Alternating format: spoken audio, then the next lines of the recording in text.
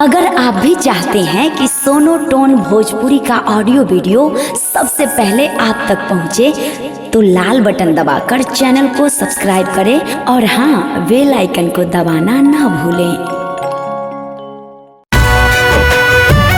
सुन ले बानी की प्यार एगो भगवान के रूप होला, बाकी कैसन प्यार बा बाबा जे हमरा के बीच मझधार में ले आके छोड़ दिलस। आखिर ओकरा हम भुलाई तो कैसे भुलाई, हम रौरे ही साफ करे के बा।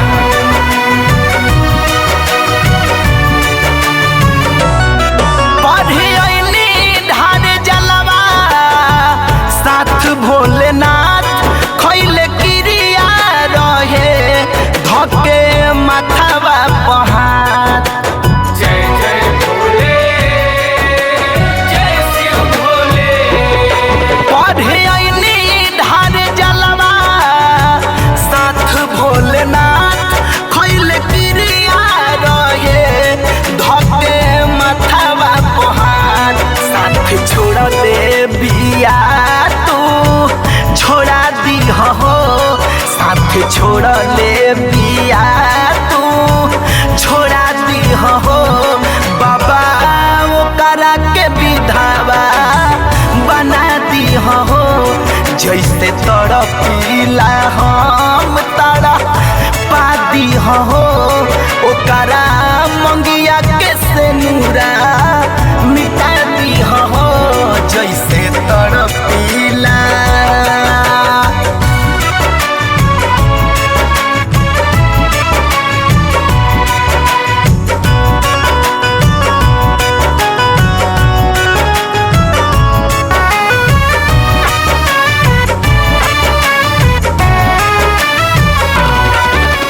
झूठ साच के बोली बड़ बड़ बनले रहे, हमारा के मुआवे खातिर ठनले रहे।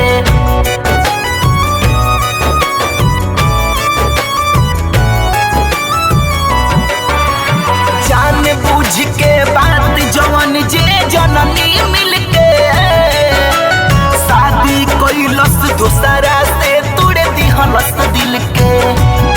ओकरा करनी के फल भोगा वादी हो, ओकरा करनी के फल भोगा वादी हो। बाबा ओकरा के विधवा बना दी हो, जैसे तड़पीला हम तड़पा दी हो। ओकरा मंगिया के सेनुरा मिटा दी हो, जैसे तड़पीला।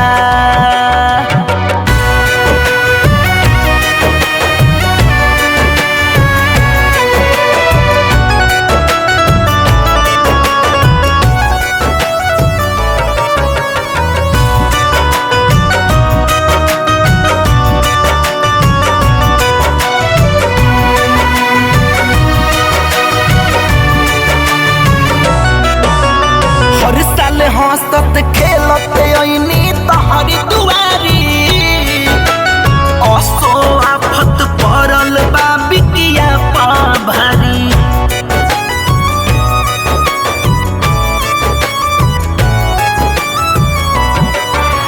छोटू अंकित रामजीत बिटू हंसी उड़ावे, सुख में साथ दिले बाना कोई दुख में आवे।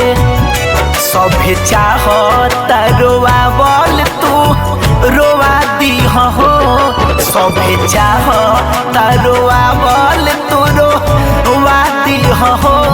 बाबा ओकरा के विधवा बना दी हो, जैसे